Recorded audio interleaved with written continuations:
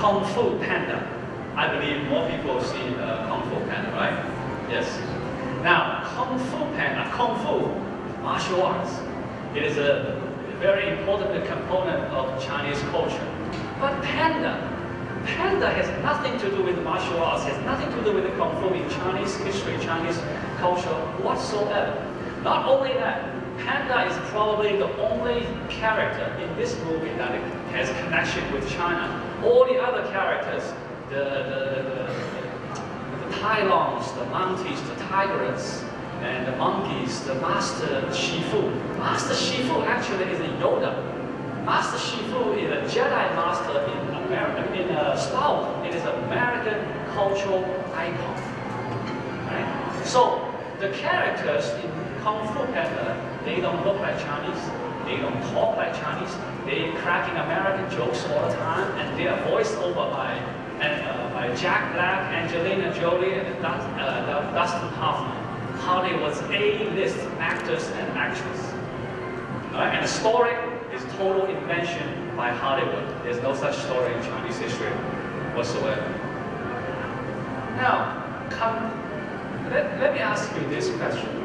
Out of these two movies, which one do you think will create cultural resonance? In other words, after you're watching these two movies, Asian people, particularly Chinese people, will say, that is so me, that is so my culture, it resonates with me. Which movie do you think can create cultural resonance in a brave man, young man, and woman?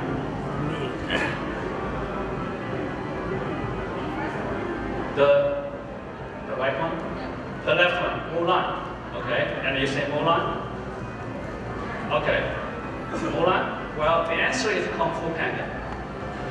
Now, why a movie look like Chinese, talk like Chinese, dress like Chinese, based on traditional, true Chinese story, do not create cultural resonance to Chinese people? And a movie totally opposite can do just that.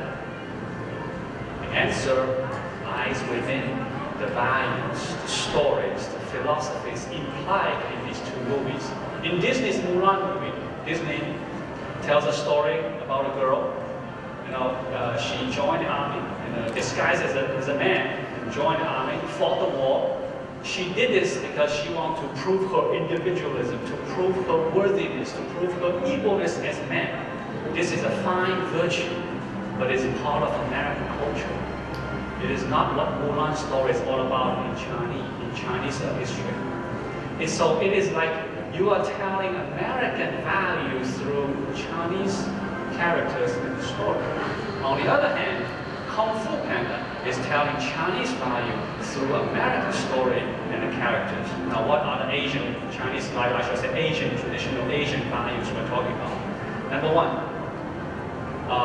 Panda is destined to be dragon warrior. If you remember the movie, on the day that the Master Wu Wei is scheduled to pick from China's top martial artists for the next dragon warrior, Panda, who never exercised and practiced Kung Fu a day in his life, fall from the sky, drop it right in front of the Master Wu Wei. Master Wu Wei pointing at him said, "That is our next dragon warrior."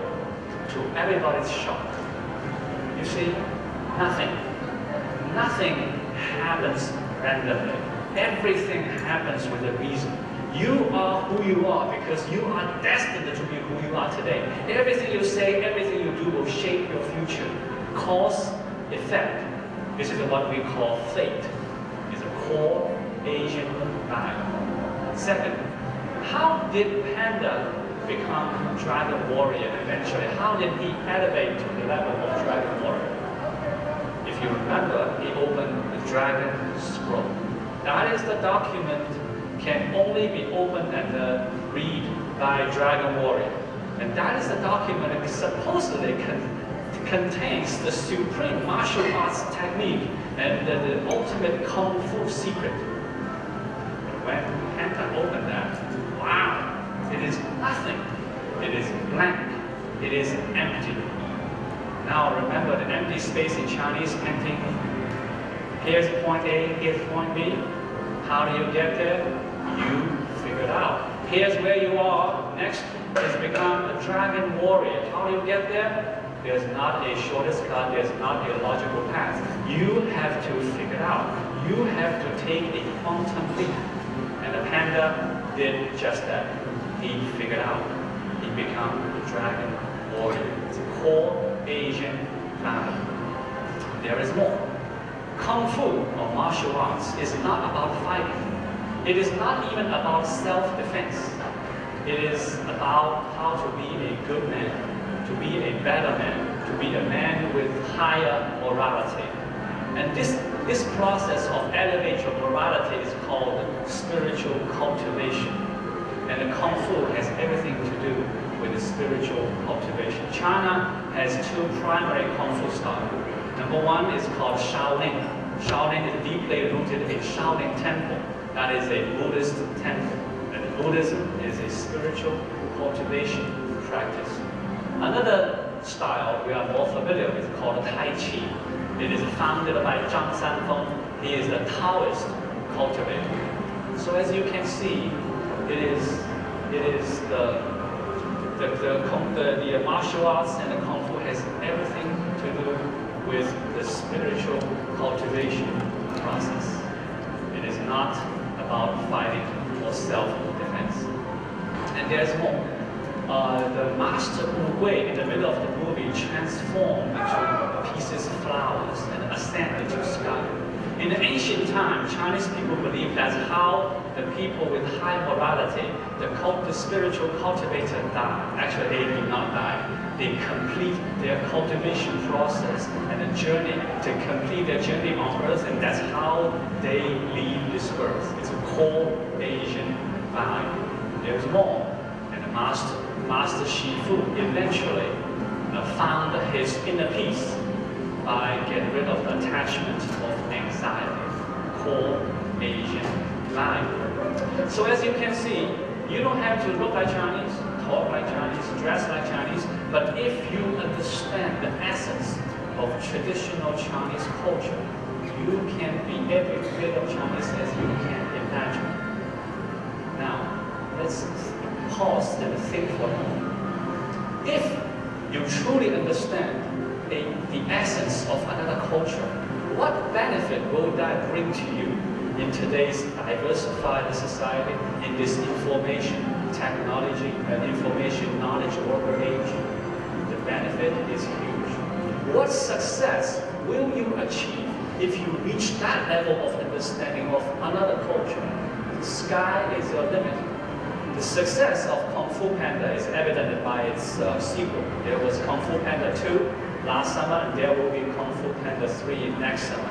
Kung Fu Panda is not only successful in America, it's very successful in China and Far East Asia as well. Now, the next question is, you might want to ask, what is the essence of traditional Chinese culture? I emphasize traditional Chinese culture. Now, to put it in a nutshell, the Chinese culture can be categorized as this. It is a divinely inspired, cultivation-based. It is a tradition of self-discipline and veneration for the divine. That's in a nutshell, that is the essence of traditional Chinese culture. And one of the ancient names of China is Celestial Empire, or Land of the Divine. And the Chinese people believe their magnificent civilization is a gift from the heaven. So in ancient times, Chinese people value and live by virtues such as truthfulness, compassion, integrity, tolerance, filial piety, loyalty, so on and so forth. No matter who you are, you can be a fisherman, a farmer, you can be a government official, you can be a carpenter. For example, the scholar would meditate before studying. A chef will take pure heart to making meal. Artists will seek first in their inner beauty and the purity. And these virtues and principles are the manifestation of the essence of the Chinese culture. And these virtues and principles come to life through legend, history, characters, and stories. Stories told from father to son, from one generation to next, and they become